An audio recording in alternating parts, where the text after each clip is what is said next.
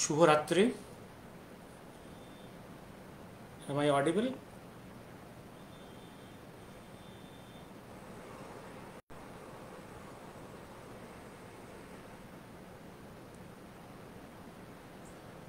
Am I audible? Am I visible? শুভরাত্রি। Am I audible? আমি শুরু করছি। আজকের সাবজেক্টটা হচ্ছে pollution or corruptions in our medical education system and treatment system. একটা কমপ্লেন সবসময় আসছে, খুব ফ্রিকোয়েন্ট, যে আমাদের দেশে ডাক্তাররা খুব করাপ্টেড হয়ে গেছে এবং সিস্টেমগুলো করাপ্টেড। এটা খুব ফ্রিকোয়েন্ট একটা অভিযোগ। এই অভিযোগটা প্রথমেই বলে রাখি, এই অভিযোগে অনেক অনেক সত্যতা আছে, এটা ফ্যাক্টস, আবার অনেকটা মিথ্যে আছে, এটা মিথ্যে আছে। আমি তার আগে একটু বলে রাখি, এই যে আপনার ট্রিটমেন্ট যে ডাক্তার কোর্স যেখানে গিয়েছেন, সে সৎ কিনা বা সে ঠিক ট্রিটমেন্ট করছে কিনা, কে আপনাকে বলছে? আপনি যদি নিজে ডাক্তারের সঙ্গে যুক্ত হন তাহলে বুঝতে পারবেন কিছুটা, অথবা যদি আপনার খুব রিলেটেড, বিশ্বস্ত, ট্রাস্টেড সে যদি আপনাকে বলে থাকে, যার কোনো আপনার ট্রিটমেন্ট নিয়ে তার ব্যক্তিগত কোনো আর্থিক স্বার্থ নেই, interest not related, interest involve নয়, সে আপনাকে বলবে যে হ্যাঁ আপনি ঠিক জায়গায় ট্রিটমেন্ট করছেন, ঠিক। সেটা কে বলতো? সেটা একটা যুগে ছিল, একটা সময় ছিল house physician system. House physician হতে পারে এক কোয়াক ডাক্তার গ্রামের বা শহরের, বা এলএমএফ বা এমবি বা এমডি, হোয়াট এভার, একটা ফ্যামিলির সঙ্গে ওতপ্রোতভাবে জড়িত। এবং একসময় এই ফ্যামিলি ফিজিশিয়ান বাড়ির বন্ধু ছিল, বাড়ির গার্জেন ছিল, বাড়ির যে কোনো সামাজিক উৎসব, ইভিন ম্যাট্রিমোনিয়াল রিলেশনসটা কার কোথায় হবে এখানেও সে গাইডলাইন দিত। বাড়ির বন্ধু হিসেবে, এবং কারো কোনো অসুখ হলে সে প্রাথমিক চিকিৎসা করত, তারপরে স্টেপসগুলো সে গাইড করতো যে কোথায় যেতে হবে, কি করতে হবে। আপনার একটা গাইড পেতেন। দ্যাট ফ্যামিলি ফিজিশিয়ান কনসেপ্টের সিস্টেমটা ডিসরাপ্টেড হয়ে গেছে। এখন গ্রাম বা শহরের মানুষ, সে নিজে যদি মনে করে তার নিউরো প্রবলেম আছে, সে directly goes to a neuro physician. মনে রাখবেন, নিউরো ফিজিশিয়ান এই সাবজেক্টটা একটা সুপার স্পেশালিটি, জেনারেল, তারপরে স্পেশালিটি, তারপরে সুপার স্পেশালিটি। সেখানে আপনি যাচ্ছেন directly, without going to a general physician or a specialist physician. Directly you are going to the third highest tier. যে জাম্পিং করছেন, এই জাম্পিংয়ে আপনার ভুল হচ্ছে। আপনি আপনার ডাক্তার নিজে চয়েস করছেন without the help of your own family physician or trusted physician, without a guide. But আবার যখন আপনার ফল ফলছে না, আপনি ভাবছেন ডাক্তারটা করাপ্টেড, ডাক্তারটা অযোগ্য, ডাক্তার পয়সা খেয়ে দিল। এই যে ফ্যামিলি ফিজিশিয়ান কনসেপ্টটা ডিসরাপ্টেড হয়ে গেছে, এটা বিভিন্ন পরিবারের বা ইন্ডিভিজুয়ালের একদম ক্রাইসিসের একটা বড় কারণ। এবার আসছে আরেকটা জায়গাতে, ডাক্তাররা করাপ্টেড হয়েছে, হ্যাঁ ডেফিনেটলি কিছু, কথাটা সত্যি ভাই। যেখানে সমাজের সর্বস্তরে পচন ধরেছে, সব politics, education, legal forums, all ফোরামসের পচন ধরেছে, সেখানে ডাক্তার কিছু পচে যাবে না, এটা কি করে আশা করেন? আলুর বস্তায় যখন পচন ধরে তখন পরপর বস্তার সমস্ত আলুতেই পচে যায়, এটা সামাজিক পচন। এই একটা জায়গা। এবার আসছি একটা জিনিস মনে করা হয় যে বোধহয় ভারতবর্ষে কি বেঙ্গলেই হেলথ সিস্টেমটা খুব পচে গেছে। কথাটা খুব ভুল, কথাটা ভুল। আপনাদের যে সমস্ত আত্মীয়রা বিদেশে আছে, ওদেরকে জিজ্ঞাসা করবেন। আপনি বেঙ্গলে বা ইন্ডিয়াতে আপনি মনে হলে directly you can approach a orthopedic surgeon for your bone pain or headache to a neurophysician or a neurosurgeon. You can directly approach. বুকে ব্যথা হয়েছে, you can directly go to cardiologist in a government hospital or a private hospital or private nursing home. You cannot imagine this in Western world, in Canada, America or Europe. You can Australia, New Zealand. You cannot imagine that. You have to go to a general physician. Months লাগে একটা specialist বা super স্পেশালিস্টের appointment পেতে। It take months.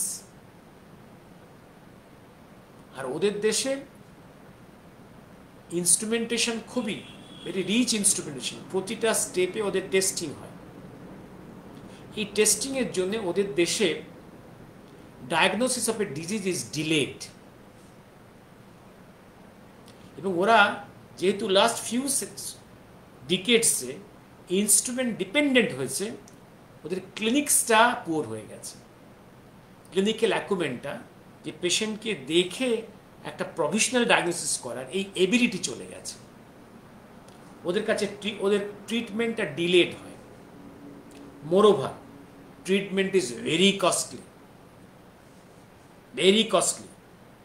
আমি আমার ব্যক্তি জীবনে বলছি, NRI যারা ইউরোপে আছে, ওয়েস্টে আছে, তাদের কোনো একটা অপারেশনের জন্য ওরা দেখে নেয় ওদের ওই দেশে অপারেশন করতে যে খরচ পড়ে, ওরা ভারতবর্ষে এসে, বেঙ্গলে এসে এখানে একদম প্রাইভেট নার্সিংহোমেও পেমেন্ট করে আপ ডাউনের যে খরচ, সে খরচটা যোগ করেও ওদের ওদেশে অপারেশনের করার থেকে অনেক কম খরচ হয়।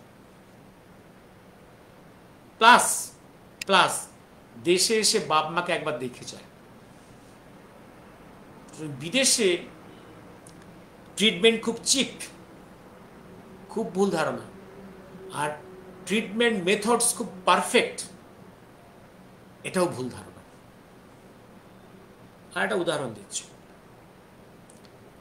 আমি যখন মেডিকেল কলেজে ছিলাম, আমাদের এক প্যাথোলজির হেড ডিপ, তার ছেলে বৌমা অস্ট্রেলিয়াতে ইন আইটি সেক্টর কাজ করে। তারা একদম ডলারে ইনকাম করে, এ দেশের থেকে বেশি অনেক মাইনে। এবং তার ছেলের 2 মাস ধরে জ্বর হচ্ছে, পিঠে একটা পেন, এবং ওদের ফিজিশিয়ান ওকে শুধু প্যারাসিটামল দিয়ে রেখেছে 2 মাস ধরে, অনলি প্যারাসিটামল, নাথিং এলস। একটা স্পাইনের এক্সরেও হয়নি, not to speak of CT scan. যখন এই স্টোরিটা আমাদের কাছে এলো, আমরা বললাম দেখো ওর স্পাইনের টিবি হয়েছে, ওর যা হিস্ট্রি পেলাম টিবি হয়েছে, তুমি এখনই ছেলেকে দেশে নিয়ে এসো। দেশে নিয়ে এসে মেডিকেল কলেজে নিয়ে ঢুকিয়ে প্রথমেই ওখানে আমরা একদম সিটি স্ক্যান স্পাইন করবো, নিডিল দেব, পাস পেলেই ডিভপ্টর পাস পেলে এটি ডিস্টার্ব করবে। And that was this. এবং তাই হলো, এটিডি পাওয়া পেশেন্ট, সেই ছেলে ভালো হয়ে বাড়ি আবার অস্ট্রেলিয়া ফিরে গেল। এই যে র্যাপিডলি একটা টেস্ট হওয়া, র্যাপিডলি একটা ডায়াগনোসিস হওয়া, এবং একটা ক্লিনিক্যাল আই থাকা, এটা ভারতবর্ষে এখনো আছে। ভারতের দারিদ্র আছে, হ্যাঁ, করাপশন আছে, সব কিছুর মধ্যে অনেক পজিটিভ পয়েন্টস আছে। ক্যান ইউ ইমাজিন, আপনি Australia, New Zealand, Canada, America, western ইউরোপের আউটডোরে এই পেশেন্টের ভিড়, কোনো একজন স্পেশালিস্ট বা সুপার স্পেশালিস্ট 5টার বেশি পেশেন্ট দেখে, এখানে 50, 60, 100, 150, 200 একজনকে দেখতে হয়, 500 পেশেন্ট দেখতে হয়। Can you imagine the crowd? এতে একটা অসুবিধে হচ্ছে, পার পেশেন্ট ডাক্তার সময় দিতে পারে না। আরেকটা জিনিস, এই যে এত সংখ্যায় পেশেন্ট দেখছে, যে ক্লিনিক্যাল আইটা তৈরি হয়, যে এক্সপিরিয়েন্সটা তৈরি হয়, এটা পৃথিবীর কোনো দেশে সম্ভব নয়। যে ক্লিনিক্যাল মেটেরিয়ালস ইন ইন্ডিয়া অনেক সংখ্যায় বেশি হওয়ার জন্য এখানে মেডিকেল ট্রেনিংয়ের একটা সুযোগ আছে, যদি ট্রেনার খুব ভালো হয় আর যে ট্রেনিং যদি সিনসিয়ার হয়। এবার আসছি আমি আরেকটা জায়গাতে। এবার করাপশন বা ইনঅ্যাডিকুয়েসি অফ হওয়ার, ডাক্তারের সংখ্যা কম, হসপিটালে বেড কম। ডাক্তারের সংখ্যা কম কথাটা সত্যি, আজ থেকে 20 বছর আগে ছিল। হসপিটালে বেড কম, আজও কম আছে। তো এই সিস্টেমটা কে করে দেবে? এটা তো সরকারকে করতে হবে। আর গণতান্ত্রিক দেশে সরকারটাকে তৈরি করে জনগণ। তো যে পলিটিশিয়ানরা দেশ রুল করে, তারা কেন আগে থেকে প্ল্যান করে না যে কিভাবে জনসংখ্যা বাড়ছে, কোন কোন রোগ কিভাবে বাড়ছে, তার জন্য আগে থেকে ইন অ্যাডভান্স তার জন্য ট্রেন্ড স্টাফ তৈরি করে রাখা? আমি জার্মানির কথা দেখছিলাম, জার্মানির হিস্ট্রি দেখছিলাম। জার্মানির হিস্ট্রিতে ওরা 20 ইয়ার্স আগে থেকে প্ল্যান করে যে আমার দেশে 20 ইয়ার্স পরে কত বাচ্চা জন্মাবে, দেশের কত পপুলেশন হবে, তাদের কতটা, একটা এক্সাম্পল, কতগুলো কনজেনিটাল হার্ট ডিজিজ হবে, এই হার্ট ডিজিজগুলো ট্রিট করতে কত পেডিয়াট্রিক কার্ডিয়াক সার্জন তৈরি করতে হবে। মানে একটা পেডিয়াট্রিক কার্ডিয়াক সার্জন তৈরি করতে একদম গ্র্যাজুয়েশনের পরেও 20 বছর লাগে to build a good paediatric cardiac surgeon. এই যে প্ল্যানিং, এই প্ল্যানিংটা আমাদের দেশের লোকের নেই, পলিটিশিয়ান নেই। যাদের উপর দায়িত্ব দিয়েছি দেশ গড়ার, তাদের মধ্যে এই ফারসাইট নেই। নেতাজি সুভাষচন্দ্র মনে আছে 1930s থেকে বলতে শুরু করেছেন, আমাদের আগে থেকে প্রতিটা ডিসিপ্লিনে কি কি দরকার আগে থেকে রিসার্চ টিম রাখতে হবে, তার আগে থেকে প্ল্যান করে রাখবে কি কি করতে হবে। ইংরেজরা যেদিন চলে যাবে, যখন দেশটা স্বাধীন হবে, হঠাৎ করে আমরা ক্ষমতা পেয়ে সব কিছু করতে পারব না। তখন যদি আমরা গবেষণা শুরু করি, তাহলে আমরা আরও পিছিয়ে যাব। আগে থেকে আমাদের প্ল্যান করতে হবে। 38-এ উনি প্ল্যানিং কমিশন তৈরি করেছিলেন। সেই প্ল্যানিং কমিশনকে তারপরে ক্ষমতা হস্তান্তরের পরে নেহেরু থেকে ইন্দিরা কেউই সেই প্ল্যানিং কমিশনকে প্রপারলি ব্যবহার করেনি। প্ল্যানিং কমিশনকে কোনো কনস্টিটিউশনাল পাওয়ারও দেওয়া হয় না। ভারতবর্ষের প্র্যাকটিক্যালি বহু দশক প্র্যাকটিক্যালি কোনো প্ল্যানিং নেই। আর একটা উদাহরণ দিচ্ছি, দেখুন তো, যখন ইংরেজরা, এক্সাম্পল, যখন চলে গেল ইংরেজরা, তখন বঙ্গদেশে কটা মেডিকেল কলেজ ছিল? কারণ ডাক্তার তৈরি হয় মেডিকেল কলেজে। একটা মেডিকেল কলেজ ক্যালকাটা, একটা আরজিকর মেডিকেল কলেজ, তখন ন্যাশনাল আস্তে আস্তে ফুটছে, মানে ব্লজমিং। হ্যাঁ, এবার তারপরে আস্তে আস্তে বিধান রায়ের সময় আপ টু 70s মধ্যে পরপর north Bengal medical college, Bankura medical college, Bardhaman medical college তৈরি হলো। আর ওদিকে এই কলকাতার আর পিজিতে তখন এমবিবিএস পড়ানো হতো না। তাহলে এই কটা মাত্র মেডিকেল কলেজ থেকে এমবিবিএস তৈরি হতো, সংখ্যাটা খুবই কম। আমরা যখন ঢুকছি 1971-এ এমবিবিএস তখন টোটাল বেঙ্গলে এমবিবিএস এর সিট 700 মতো, অ্যাবাউট 700।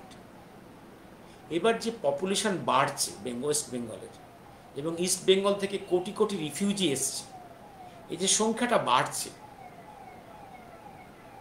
এই যে মেডিকেল আরও তৈরি করতে হবে, আরও এমবিবিএস এর সিট বাড়াতে হবে, এই চিন্তাটা কেউ করেনি। 34 ইয়ার্স কমিউনিস্ট দেশ ওয়েস্ট বেঙ্গল শাসন করেছে। 34 ইয়ার্সে একমাত্র একটা মেডিকেল কলেজ তারা অ্যাড করেছে, that is Medinipur medical college. আর অ্যাট দি এন্ড একটা প্রাইভেট মেডিকেল কলেজ অ্যাড করেছে, দ্যাট ইজ হলদিয়া। এই 34 ইয়ার্সে কত পপুলেশন বেড়েছে, ফ্রম বোথ নিজস্ব পপুলেশন ইনক্রিজ অ্যান্ড ওপার বাংলা থেকে যে রিফিউজি হয়ে আসা। তাছাড়া এই বেঙ্গলের উপরে বাংলাদেশ থেকে রেগুলার লক্ষ লক্ষ লোক ট্রিটমেন্ট করে যায়। Sikkim, Bhutan, whole North East India, Bihar, Jharkhand, সবাই পেশেন্ট আসতো। আমরা এটা খুব চিন্তা করি না, শুধু একটা প্রাইভেট মেডিকেল কলেজ আর একটা Medinipur medical college government medical তৈরি করে 34 ইয়ার্স কমিউনিস্টরা চালিয়ে গেছে। এই তাদের ডেভেলপমেন্ট প্রজেক্টস। এবার দেখুন কি হলো, এবার ক্রাইসিস তৈরি হচ্ছে, ডিমান্ড আছে। এবার এই ডিমান্ডটা পূরণ করছে কিভাবে, যেমন ধরুন তারপরে এবার ওদিকে কর্ণাটক সেই যুগে কয়েক দশকের মধ্যে অন্তত এক কর্ণাটকেই 200খানা প্রাইভেট মেডিকেল কলেজ তৈরি হলো, 200খানা প্রাইভেট মেডিকেল কলেজ তৈরি হলো।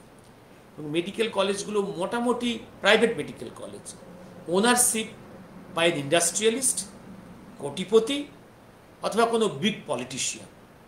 কারণ এই প্রাইভেট মেডিকেল কলেজগুলো হচ্ছে যেখানে মানে এমবিবিএস সিটগুলো বিক্রি হওয়া শুরু হলো। সে যুগে প্রথম যুগে 50-60 লক্ষ টাকা, পরে 1 কোটি টাকায় বিক্রি হচ্ছে। এবং হয়তো 3rd ডিভিশনে পাস ছেলে, 2nd পাস ছেলে, ম্যাথে ফেল, সেও ডাক্তার হতে ঢুকে গেল, টাকার বাবা শ্বশুরের টাকায় সে ডাক্তার হচ্ছে। এবং সেই মেডিকেল কলেজ ক্যাম্পাসে কোনো হসপিটাল নেই, শুধু থিওরি কটা পেপার পাশ করে বা পাশ করিয়ে দেওয়া হলো, বা টাকার বিনিময়ে সার্টিফিকেট জোগাড় হলো। এই ছেলেরা ভারতবর্ষের বিভিন্ন প্রান্তে এবং বেঙ্গলে এসে তারাও বিভিন্ন সার্ভিস পেল, প্র্যাকটিস শুরু করলো। তো যারা টাকার বিনিময়ে সার্টিফিকেট নিয়ে এলো, what is the quality of there education, এবং যারা 1 কোটি টাকার বিনিময়ে একটা এমবিবিএস সার্টিফিকেট নিয়ে এলো, তাদের জীবনের তো প্রথম এমটাই হবে ওই 1 কোটি টাকা রিকভারি করা। তাদের কাছে honest medical management to the patient is never the aim. তাদের কাছে এম হচ্ছে ওই 1 কোটি টাকা খরচ করে এসছে, উইথ ইন্টারেস্ট টাকাটাকে যত শীঘ্রই সম্ভব রিকভারি করা। তাহলে এই ব্যাপারটা ডিসঅনেস্ট হতে বাধ্য। তাহলে এই যে ডিসঅনেস্টির জন্য স্টেটও তো জড়িত, কারণ এই প্রাইভেট মেডিকেল কলেজগুলোকে লাইসেন্স দিয়েছে state, government agency, government monitoring systems, তারা এগুলোকে অ্যালাউ করেছে। তাহলে এই করাপশন বা এই পলিউশনের একদম গভর্নমেন্টই সাপোর্ট করে গেল। এবং চিন্তা করে দেখুন, তাহলে একটা গ্রুপ অফ ডক্টরস বেরোচ্ছে ফ্রম মেরিটস, আর একটা গ্রুপ অফ ডক্টরস বেরোচ্ছে বাই মানি, উইথাউট মেরিট, সবাই ডাক্তার। মুশকিল। অর্থাৎ এবার এই যে এবার আরেকটা দিক আছে, হ্যাঁ,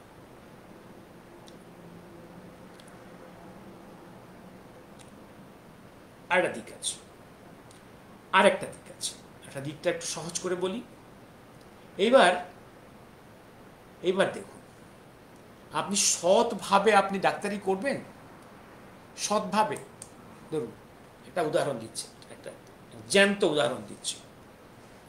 আপনি চিন্তা করে দেখুন, আজকে 2024, ধরুন 1998, আজ থেকে তাহলে কত বছর আগে? 26 বছর আগে। ডিস্ট্রিক্টের মিদনাপুর ডিস্ট্রিক্ট জঙ্গলমহলে ওয়েস্ট মিদনাপুরের এক হসপিটালস আর ছোটোখাটো কয়েকটা প্রাইভেট নার্সিংহোম। সেখানে ইনস্ট্রুমেন্ট কলকাতার অ্যাপোলো নার্সিংহোমে বা উডল্যান্ডসে যেখানে ইসিজি মেশিন এসে গেছে, সেখানে ইকো এসে গেছে, ইউএসজি এসে গেছে, সেটা গ্রামাঞ্চলে এটা তো নেই।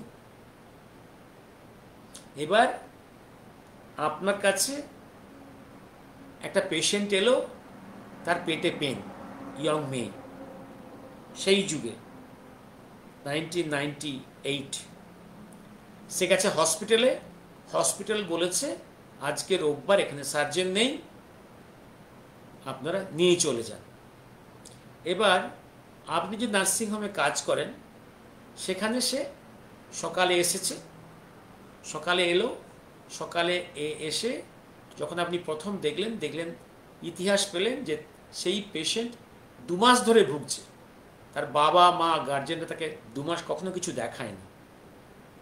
আপনি লিখে দিলেন যে আমার এখানে এখন সার্জিক্যাল টিম নেই, আমি একা আছি, আমার অ্যানেস্থেটিস্ট নেই, অ্যাসিস্ট্যান্ট নেই, আপনি নিয়ে চলে যান। লিখে দিলেন, আপনি নিয়ে চলে যান বড় জায়গায়, বড় হসপিটালে বা কলকাতায় নিয়ে চলে যান।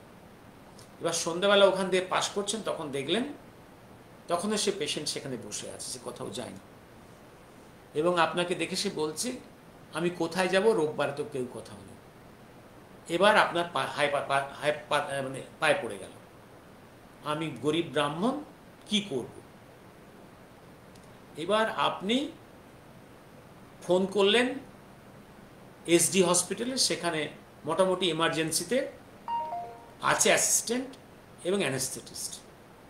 সে এলো, নার্সিংহোমে অপারেশন করলেন, এবং করার সময় পেশেন্টের কনসাসনেসটা পুরো ফিরল না, এবং পুরো টিম অ্যানেস্থেটিস্ট, অ্যাসিস্ট্যান্ট আর আপনি সার্জন মিলে পেশেন্টটাকে নিয়ে হসপিটালে গেলেন।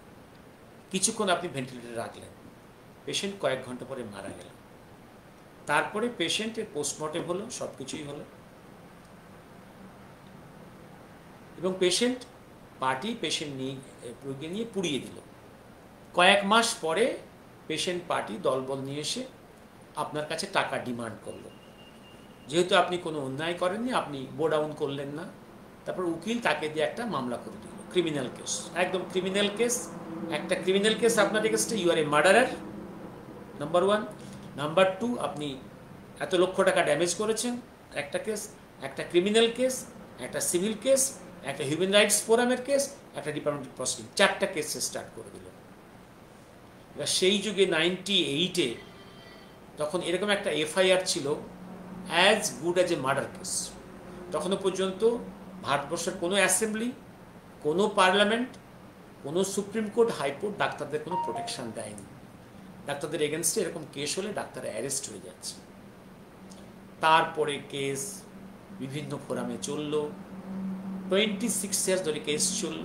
আলটিমেটলি সুপ্রিম কোর্টে গিয়ে সেই জিনিসটার শেষ সুরাহা হলো, কারণ বিভিন্ন ফোরামে কেউ কখনো ডাক্তারকে জিজ্ঞাসা করলো না অ্যাকচুয়ালি কি ঘটেছে। This is the legal system. এবং প্রতিটা ফোরামে, কি লোয়ার কোর্ট, কি মিডল কোর্ট, কি state legal forums, consumer forums, সর্বত্র উকিলরা ফাইট করছে, আর সেই কেস লিঙ্গার করে 26 ইয়ার্স। আলটিমেটলি সুপ্রিম কোর্টে যখন গেল, সুপ্রিম কোর্ট যখন অতগুলো প্রশ্ন করলো, তখন পেশেন্ট পার্টি পালিয়ে বেড়াল। বাট আপনি তো 26 ইয়ার্স আপনার জীবন থেকে সে কেড়ে নিল। এরপরে আপনি অনেস্টলি, সিম্পলি অনেস্টলি আপনি প্র্যাকটিস করবেন। What is your stand to this people? এই তো এটা লিগ্যাল সিস্টেম। লিগ্যাল সিস্টেমে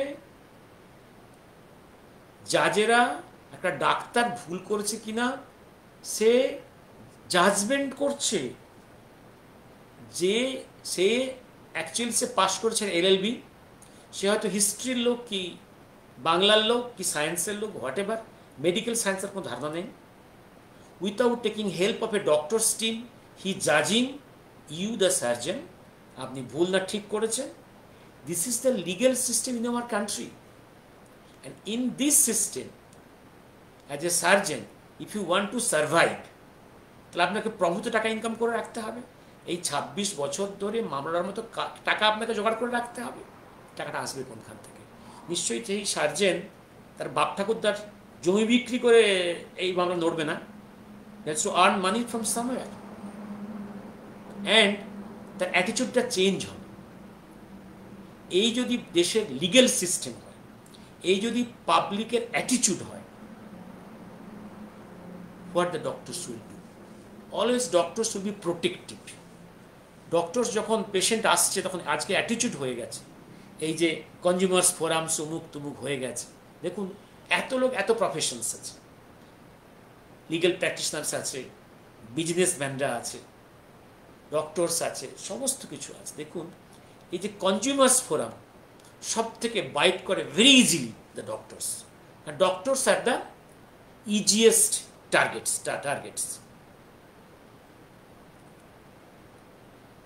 তো এরপরে ডক্টররা যখনই কোনো পেশেন্ট আসে, ডক্টর চিন্তা করে how to protect himself. The doctor wants how to protect himself than to give treatment to the patient. পেশেন্টের ভালো কিসে হবে সেটা সেকেন্ডারি হয়ে গেছে। প্রাইমারি হচ্ছে যে এই পেশেন্ট পার্টি যে কোনো সময় তাকে লিগেলি ফাঁসিয়ে দেবে। মানে একটা যে জিনিসটা দাঁড়িয়েছে, এবার ধরুন আপনার চামড়ার উপরে একটা ছোট টিউমার হয়েছে, তার ছোট SOL, স্পেস অকুপাইং ছোট টিউমার হয়েছে। এ ভেরি ওয়াইজ সার্জন বা ওয়াইজ ফিজিশিয়ান এক্সপিরিয়েন্স, সে ওটা হাত চোখে দেখতে পাচ্ছে, হাতে ফিল করছে, সে হাতে দেখে বা চোখেই কিন্তু বুঝতে পারছে এটা কি, এটা কোনো ম্যালিগনেন্ট, কোনো ক্যান্সারাস ওয়ান বা বিনাইন ওয়ান। সেজন্য হোয়াট এভার এটা কেটে, টোটালটা কেটে বায়োপসি করতে পাঠাতে হবে। This is the easiest and best rational process. কিন্তু এখন যা লিগ্যাল সিস্টেম হয়ে গেছে, আপনাকে পরে কোর্টে জিজ্ঞাসা করতে, আপনি কেন আগে তার সিটি করেননি, MRI করেননি, নিডল বায়োপসি করেননি?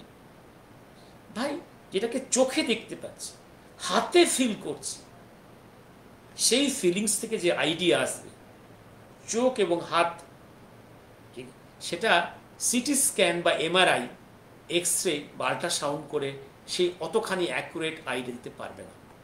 কিন্তু ল এটা বুঝবে না। ল প্রশ্ন করবে, উকিল জিজ্ঞাসা করবে, আপনি নিডল বায়োপসি করেননি, আপনি USG করেননি, আপনি সিটি স্ক্যান করেননি, আপনি MRI করেননি। What's the benefit of this costly procedures? আজকে বাধ্য হয়ে ডাক্তার এই আননেসেসারি, আনওয়ান্টেড, আননেসেসারি টেস্টগুলো লেখে to protect their own skin from the bites of the legal systems in our country. Naturally, the treatment procedure is bound to be costly in this country when the legal system is so cruel and the people is of this wisdom. আর জনগণ তার নিজের ভালো কি বোঝে? নিজের ভালো বোঝে। কারণ জনগণ এখন আপনার কাছে আছে। জনগণের সবাই ডাক্তার। Each individual is a doctor. They are সিং টিভিতে অনেক ডাক্তার বসে বসে অনেক লেকচার দিচ্ছে, খবরের কাগজে বিভিন্ন ডিজিজ বেরোচ্ছে, রেডিওতে অনেক ডিজিজ নিয়ে কথা হচ্ছে, খবরের কাগজে অনেক ডিজিজ নিয়ে কথা বলছে, নেট ঘাঁটলেই তো ডিজিজ নিয়ে পাতার পর পাতা। ভাই, পাতার পর পাতা, ইতিহাসের পাতা পড়লে ইতিহাস বোঝা যায় না, বিজ্ঞানের থিওরিটা মুখস্থ করলেই বিজ্ঞান বোঝা যায় না। যে কোনো জিনিসটা বোঝার জন্য একটা এক্সট্রা মনল লাগে। সুতরাং সবাই সব বুঝে গেছে। তাদেরকে যারা এই রকম যাদের উইজডম, তাদেরকে, আর তারা তো সবার উপরে বিশ্বাস হারিয়ে ফেলেছে। People of this country believe no one. Believe no one. Believe no one. He do not believe himself. ওই যে বললাম, এক সময় যে হাউস ফিজিশিয়ান সিস্টেম ছিল, দ্যাট ইজ গান। তার একটা বিশ্বাসের জায়গা ছিল যে আমার বাড়ির হাউস ফিজিশিয়ান যে কোয়াক ছিল, বা LMF বা MB বা MBBS বা MD, হোয়াট এভার, রিলায়েবল, আপনার বাড়ির বন্ধু, সে আপনার ক্ষতি কখনো করবে না। সে একটা গাইডলাইন ছিল, একটা ইয়ারস্টিক ছিল। আপনার তো সেখানে ফেক চলে গেছে। You have destroyed that system. আপনার তো গাইড নেই। আপনি একটা নৌকা সাগরে ভেসে বেড়াচ্ছেন, ল্যাডারলেস। আপনি মার্কেটে বিভিন্ন হাজারে হাজারে চেম্বার আছে, নার্সিংহোম আছে, হসপিটাল আছে, আপনি সেখানে ঘুরে বেড়াচ্ছেন to buy treatment, to buy treatment.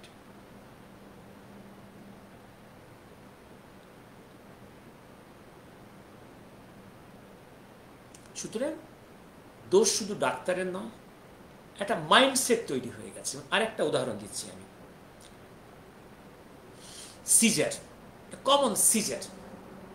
একটা যুগ ছিল যখন প্রতিটা গ্রামে দায়ী প্রথা ছিল। গ্রামের একজন বয়স্ক মহিলা, অনেক বছর, সে তার যথেষ্ট প্রবীণা, যথেষ্ট অনেক, তার মায়ের কাছ থেকে আর তার ঠাকুমার কাছ থেকে অসংখ্য লেবার কন্ডাকশন দেখে সে কন্ডাকশন অফ লেবারটা শিখেছে।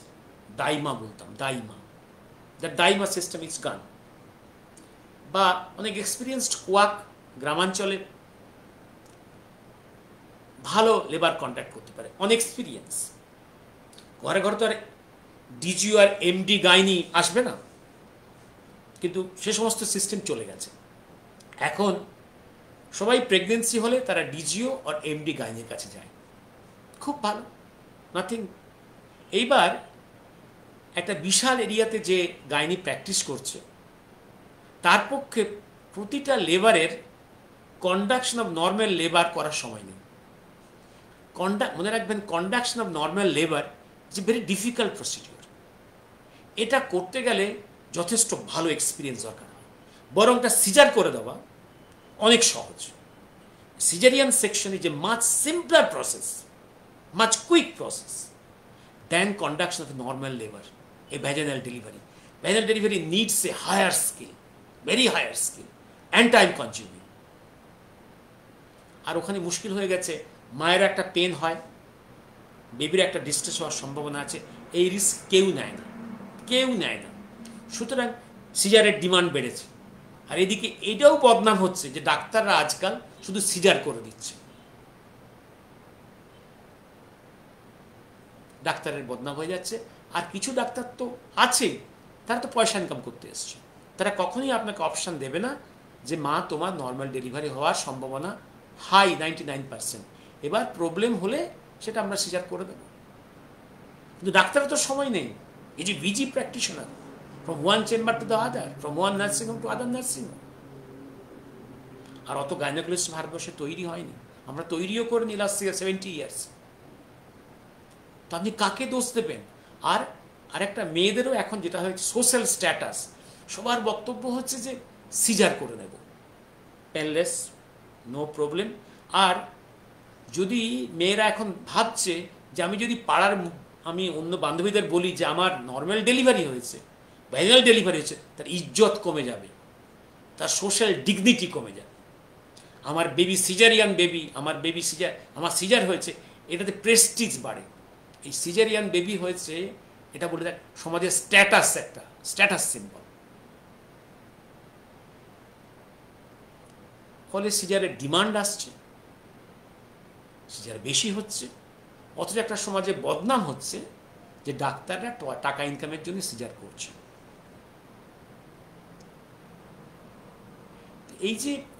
এই যে সামাজিক নিজেদের চিন্তা ভাবনার যে বিবর্তন, ডাক্তারদের মধ্যে মূল্যবোধের অবক্ষয়, ডাক্তার তৈরিতে পদ্ধতিতে যে অবক্ষয়, এই সব কিছু তো মিলেমিশে, আমি একটাকে তো বাদ দিতে পারবেন না। আর আজকের ভারতবর্ষে মোটামুটি নিটে 0 পেলেও সে ডাক্তার হতে পারে, অঙ্কে ফেল করলেও, ফিজিক্সে ফেল করলেও সে ডাক্তার হতে পারে, টাকার বিনিময়ে। হোয়াই দ্য নেশন, তার সিস্টেম, রাষ্ট্র এটাকে অ্যালাউ করছে কেন?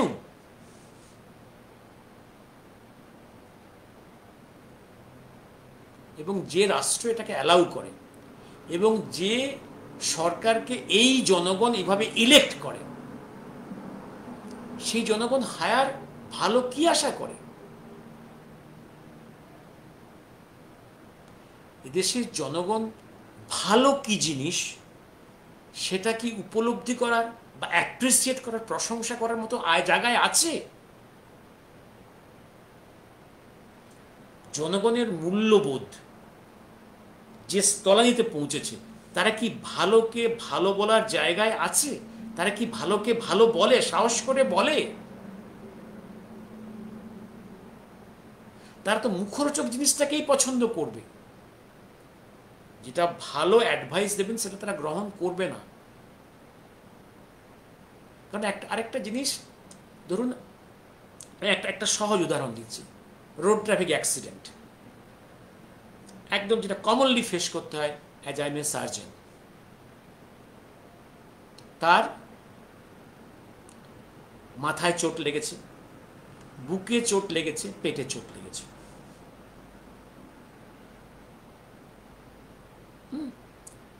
এইবার ছবি করে বা ক্লিনিক্যালি দেখলাম যে মাথায় যে সামান্য ইনজুরি হয়েছে এটার কোনো সার্জারি লাগবে না। যেটা বুকে যেটা চোট লেগেছে এটার বড় কোনো ওপেন সার্জারি লাগবে না, একটা ড্রেন বসিয়ে বুকের রক্তটা বের করলে হবে। আর পেটে যে ইনজুরিটা হয়েছে ওটা ল্যাপারোটমি করে সেটা রিপেয়ার করা সম্ভব।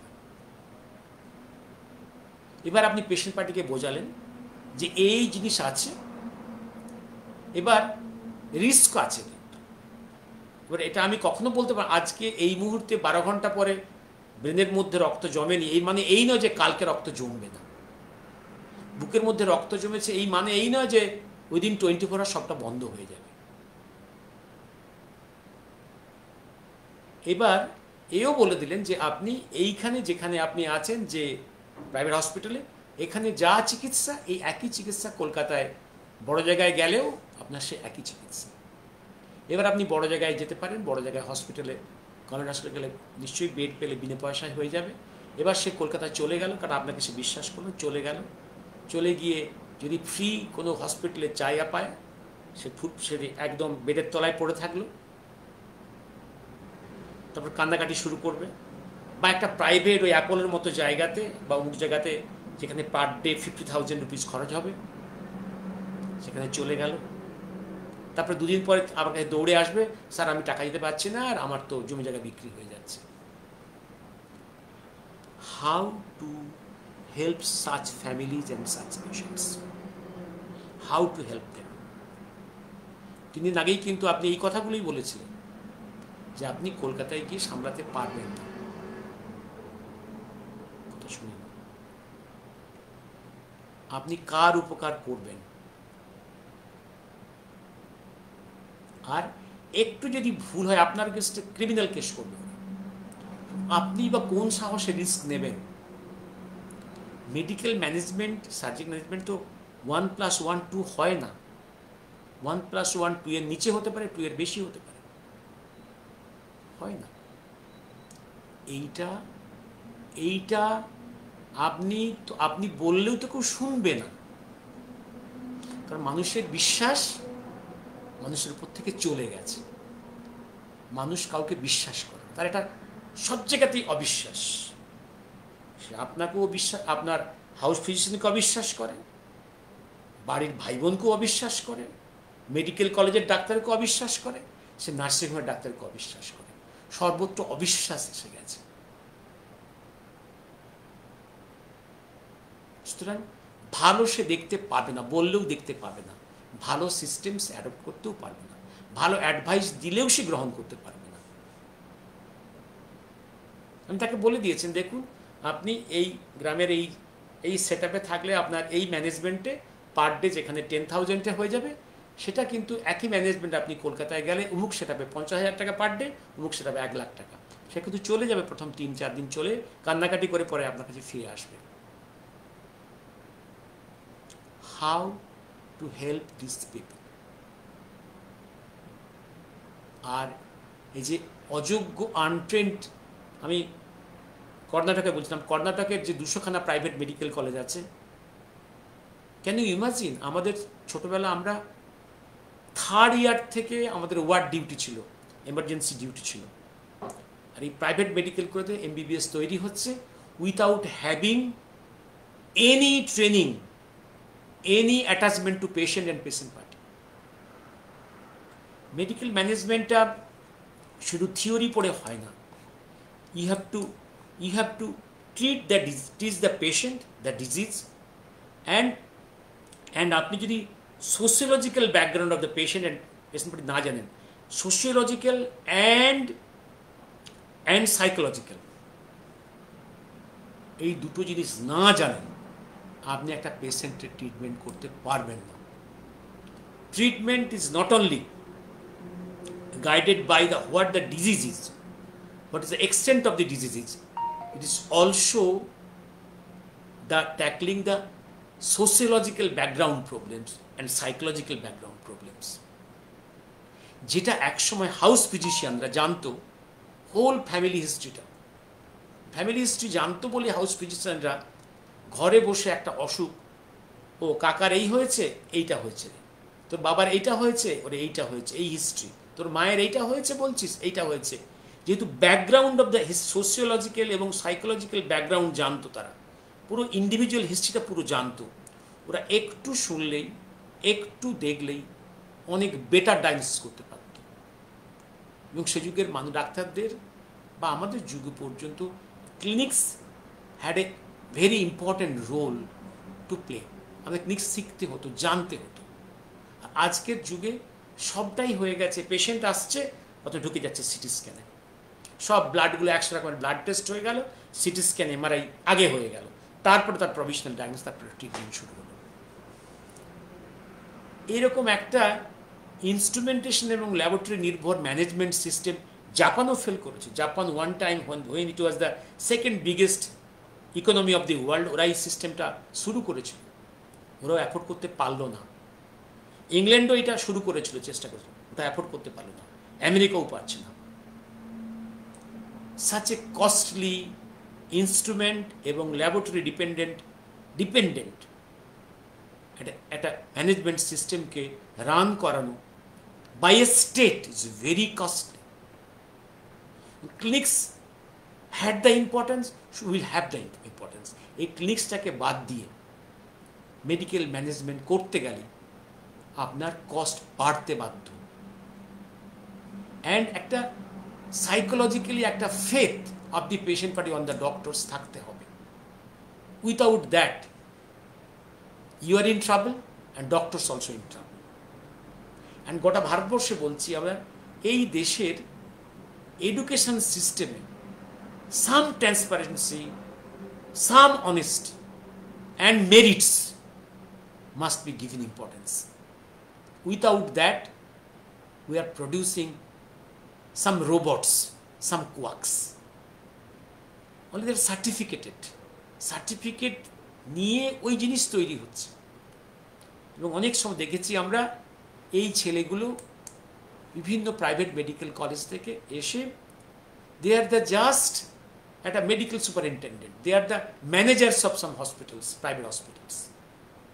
আরেকটা জিনিস যেটা বলে রাখি, এই যে এখন এই মুহূর্তে ওয়েস্ট বেঙ্গলে প্রতিটা সাব ডিভিশনে একটা করে মেডিকেল কলেজ তৈরি হচ্ছে, এবং ওয়েস্ট বেঙ্গলে এতগুলো এই যে 40-50টা মেডিকেল কলেজ তৈরি হয়েছে, তার এতগুলো ডিপার্টমেন্ট, 40টা করে যে ডিপার্টমেন্ট থাকে এই একটা মেডিকেল কলেজে, এত টিচার্স আছে, এত ফ্যাকাল্টি আছে, এবং ফ্যাকাল্টি সংখ্যায়ও নেই, কোয়ালিটিতেও নেই। তো what kind of students we are going to produce? এবং এরকম একটা ব্যাড প্রোডাকশনের পরে আমরা ব্লেম করব ডক্টরসটা খারাপ হয়ে গেছে। Are not the state responsible? আরেকটা জিনিস, যে কোনো জিনিস সিস্টেমকে আস্তে আস্তে বড় হতে দিতে হয়। একটা গাছ আস্তে আস্তে সিড থেকে ছোট করে অঙ্কুরোদ্গম, তারপর প্ল্যান্ট, তারপরে ট্রি, আস্তে আস্তে বাড়ে। আমরা হঠাৎ আমাদের প্রথম কংগ্রেসি জামানার মাত্র 5টা মেডিকেল কলেজ বেড়ে 2টো হলো, 37টা হলো, হঠাৎ এই 14 বছরে আরও 50টা মেডিকেল কলেজ হঠাৎ যোগ করে দিলাম, যে হঠাৎ বাড়িয়ে দিলাম, যে কোনো গ্র্যাজুয়াল স্টেপস নেই। এত টিচার্সের সাপ্লাইটা কোনখান থেকে আসবে? এই যে মেথডস নেই, একটা নর্মাল পলিসি আমরা আমরা আমরা ফলো করলাম না, যে আমার টিচার্স প্রোডাকশন নেই, মেডিকেল কলেজ তৈরি করে যাচ্ছে। তার কারণটা কি জানেন আপনারা? কারণ এই মেডিকেল কলেজগুলো তৈরি করার জন্য সেন্ট্রাল গভর্নমেন্টের প্রচুর টাকা ফান্ডিং আছে। যত বিল্ডিং হবে তত কাটমানি, তত কাটমানি আসবে। এই মেডিকেল কলেজগুলো এত সংখ্যায় হচ্ছে প্রতিটা সাব ডিভিশনে, not for the good of the state but for the good cut money to different pockets.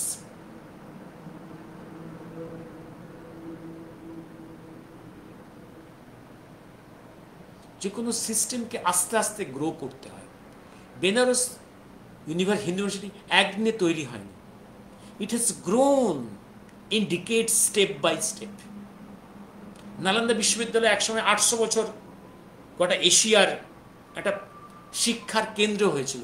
It did not grow in one day, it grew step by step throughout 8 centuries. যে কোনো সিস্টেমকে আস্তে আস্তে গ্রো করতে দিতে হয়। আমি এত মেডিকেল কলেজ তৈরি করব, কিন্তু তার ব্যাকগ্রাউন্ডে এত টিচার্স প্রোডাকশন করিনি। 34 ইয়ার্স ঘুমিয়েছিলাম, হঠাৎ মনে হলো আমাদের আরও 50টা মেডিকেল কলেজ তৈরি করতে হবে, বিল্ডিং তৈরি করে ফেললাম, স্টুডেন্ট ঢুকে গেল শয়ে শয়ে, হাজারে হাজারে। they will get the MBBS certificates only. Very poorly educated, poorly trained quacks. আর যারা প্রাইভেট মেডিকেল কলেজ থেকে পাশ করে আসছে, বাবা মার 1 কোটি টাকা খরচ করে, তাদের জীবনের এম হবে not to give a good treatment to the patient but to earn money. এই যে 1 কোটি টাকা খরচ করেছে, এই প্রিন্সিপালটা ইন্টারেস্ট সহ তোলাটা হবে প্রথম target. Don't expect honest in this system. Then we are responsible, our state is responsible, our society is responsible.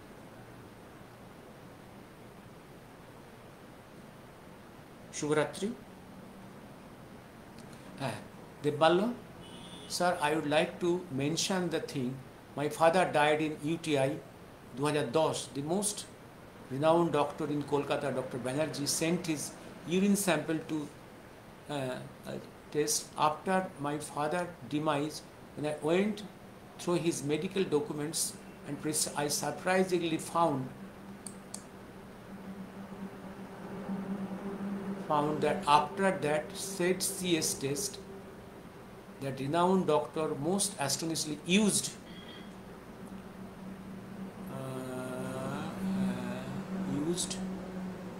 used 8 and 17th antibiotics as ranked in that said CS test according to their efficacy instead of the first and second ranked antibiotics.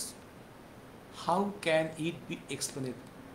এইবার এটা হতে পারে, যেটা দেখুন, এই যে culture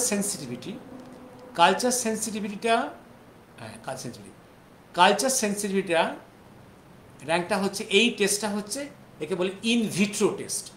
এই যে সেন্সিটিভ টেস্টটা হয়েছে আউটসাইড দ্য বডি, আউটসাইড বডির অ্যান্টিবায়োটিকের যে বিহেভিয়ার, এতে ব্যাকটেরিয়া কিলিংয়ের এফিকেসিতে 1, 2, 3, 4 থেকে 17 অ্যান্টিবায়োটিক। এইবার উনি হয়তো দেখেছেন, আমি হয়তো বলছি, যেটা আপনার দাবি, যেটা 8 এবং 17 অ্যান্টিবায়োটিকটা ব্যবহার করেছেন, ফার্স্টটা কেন ইউজ করলেন না? এই ফার্স্টটা ইউজ যদি হয়তো উনি হয়তো মনে করেন এই ফার্স্ট ইউজ ইন ভিভো, মানে ইন এ হিউম্যান বডি যে বিহেভ করবে, that is toxic to the body. কারণ কে কত টক্সিক এটা outside the body, in vitro, in the lab, এটা বোঝা যাবে না, এটা হিউম্যান বডিতে বোঝা যাবে তার reaction. Maybe the first one which is very strong outside the body in the lab media was toxic inside the human body. That's why he was compelled to omit it. Outside the body, an antibiotic is very active against bacteria, and that bacteria is in, assuming that bacteria is inside the body, okay, but when you will give the antibiotic to the human body, it will kill not only that bacteria but also damage the healthy cells of your body, human body. Who will tackle that? If you think that antibiotic is toxic to some organ, you will avoid it. এটা আপনি হয়তো মনে করছেন উনি staying in the nursing, উনি antibiotic ফার্স্টেটা না choice করিয়ে আপনি ভাবছেন লিঙ্গার করিয়ে দিলেন। দেখুন, he is not that stupid যে এই অ্যান্টিবায়োটিকটা ব্যবহার না করে লিঙ্গার করিয়ে পেশেন্টটাকে মেরে তার কোনো কি আর্থিক উপকার হলো? একটা এম থাকবে ক্রিমিনাল, যে ইফ ইজ এ ক্রিমিনাল একটা পারপাসফুলি করেছে, তো একটা পারপাস থাকবে। What is the purpose? To gain more money, more fame.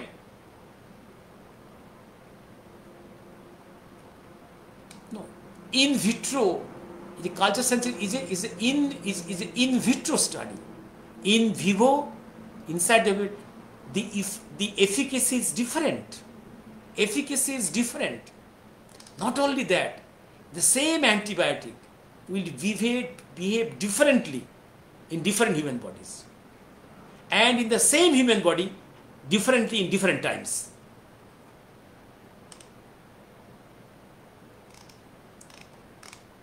Okay, very nicely explaining Anuradha Rai Mahashaya. Mallo.